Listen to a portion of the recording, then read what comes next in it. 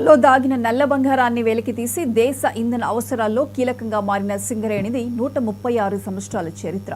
Coal India కంటే ముందే మొదలైన సింగరేణి కాలరీస్ ప్రభుత్వ రంగ సంస్థగా మారి 22 భూగర్భ 18 ఓపెన్ కాస్ట్ గన్లతో ఈశాన్య తెలంగాణలోని 6 జిల్లాల్లో తన కార్యకలాపాలు సాగిస్తోంది.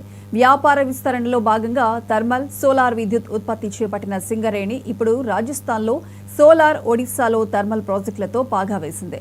సరికొత్తగా పంప్డ్ స్టోరేజ్ పవర్ ప్లాంట్కు శ్రీకారం చుట్టి కొత్త లక్ష్యాలతో దూసుకుపోతున్న సింగరేణి మీద 99 టీవీ స్పెషల్ ఫోకస్.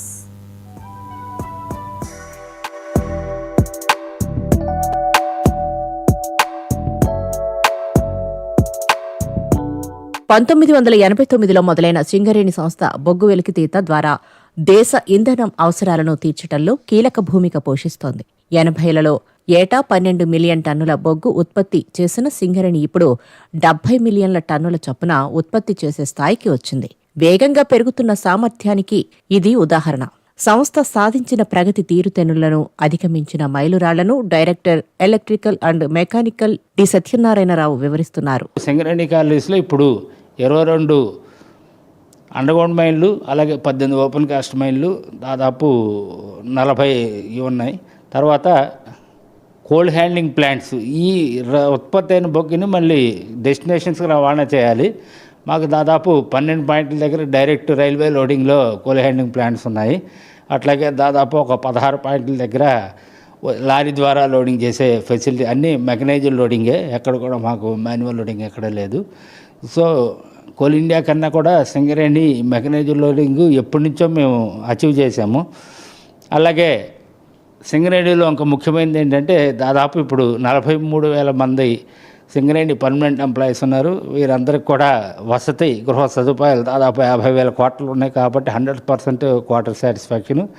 అలాగే కొన్ని యాక్టివిటీస్ అవుట్సోర్స్ చేశాము, అంటే ఓవర్ బర్డెన్ రిమూవల్, అట్లాగే కొన్ని సివిల్ కాంట్రాక్ట్స్ ఇవి కూడా. కాంట్రాక్ట్ ఎంప్లాయీస్ దాదాపు 30,000 మంది ఉన్నారు. కాబట్టి మొత్తం సింగరేణిలో ప్రత్యక్షంగా పరోక్షంగా చేసేవాళ్ళు దాదాపు 70,000 మంది. వాళ్ళ ఎంప్లాయీస్ అందరూ కూడా కలుపుకొని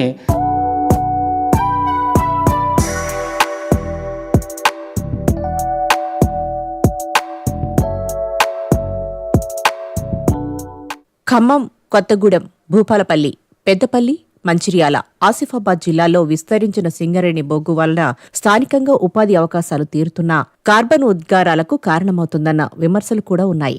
అందుకే సింగరేణి సంస్థ గ్రీన్ ఎనర్జీ మీద దృష్టి సారించింది.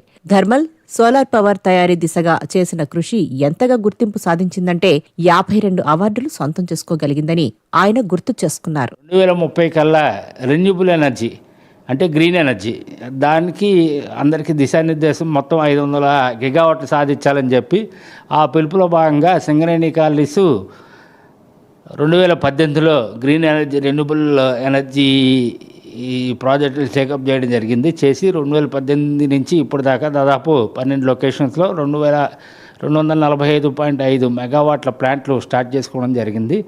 దాని ద్వారా ఇప్పుడు దాకా 1,400 మిలియన్ యూనిట్లు ఉత్పత్తి చేసాం. దాదాపు 13 లక్షల మెట్రిక్ టన్నుల CO2ని దాన్ని వాతావరణంలోకి వెళ్లకుండా సేవ్ చేయగలిగాం. అలాగే డైవర్సిఫికేషన్లో భాగంగా 2016లో సింగరేణి కాలనీస్ మంచిర్యాల జిల్లా జైపూర్ గ్రామం దగ్గర 2x600 2 యూనిట్లు థర్మల్ పవర్ ప్లాంట్లు సాధించడం జరిగింది. అది అపరితంగా పనిచేస్తూ ఇప్పటిదాకా థర్మల్ పవర్ ప్లాంట్లు కానీ, సోలార్ పవర్ ప్లాంట్లు కానీ వీటి మీద దాదాపు 52 అవార్డులు సాధించడం జరిగింది.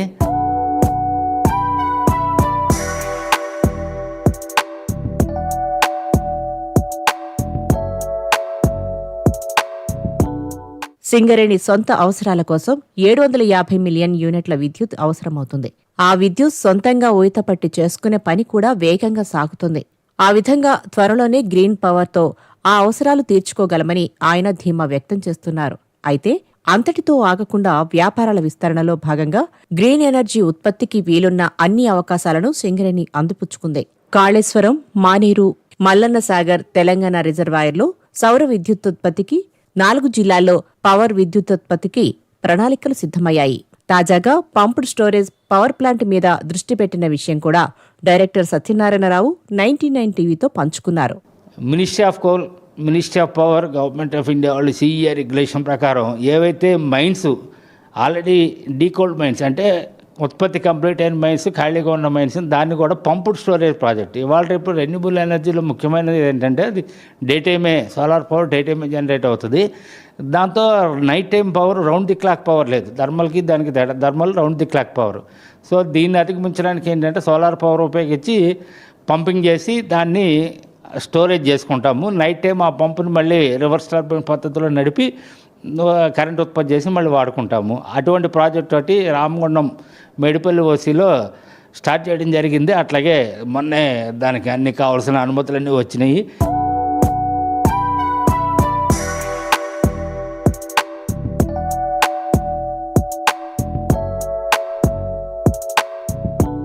పర్యావరణ హితం కోసం పెద్ద సంఖ్యలో మొక్కలు నాటడం లాంటి కార్యక్రమాల్లో సింగరేణి ముందుంది.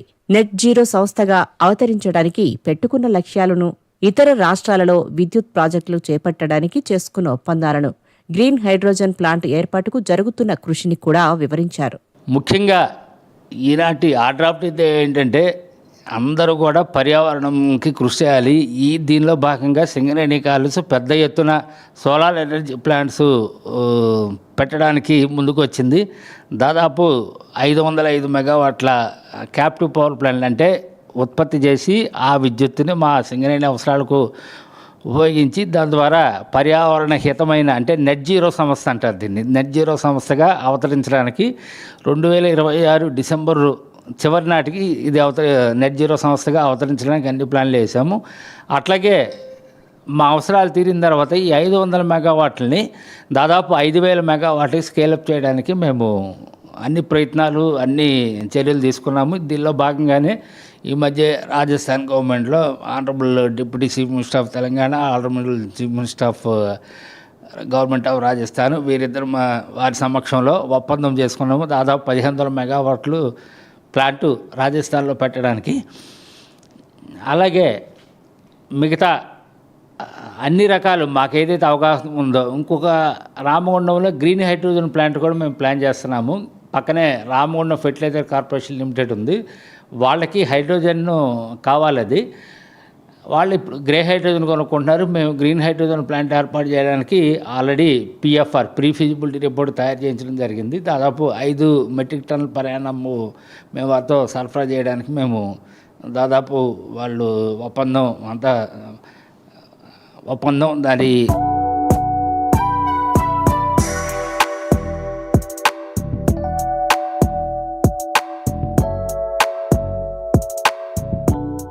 సింగరేణి ముందు ముందు చేపట్టబోయే ప్రాజెక్టులను వివరిస్తూ ఇప్పటిదాకా సంస్థ సాధించిన విజయాలను నెమరువేసుకున్నారు.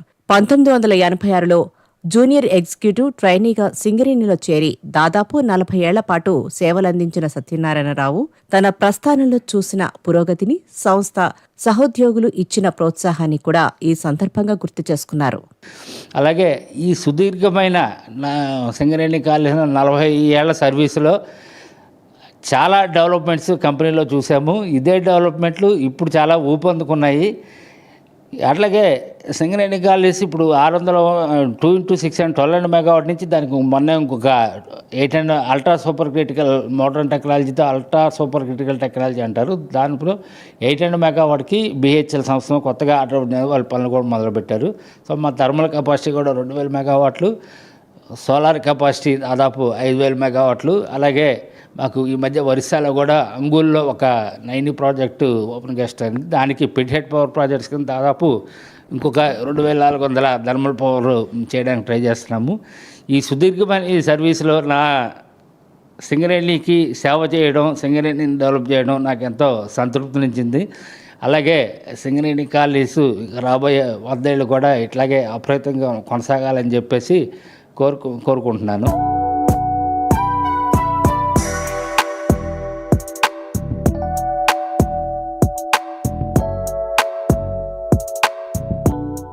సింగరేణి సంస్థ మరింత వేగంతో ముందుకు సాగుతూ ఎప్పటికప్పుడు లక్ష్యాలను అధిగమిస్తుందని, సరికొత్త ప్రాజెక్టులు చేపట్టి విజయాలు సాధిస్తుందని విశ్వాసం వ్యక్తం చేశారు.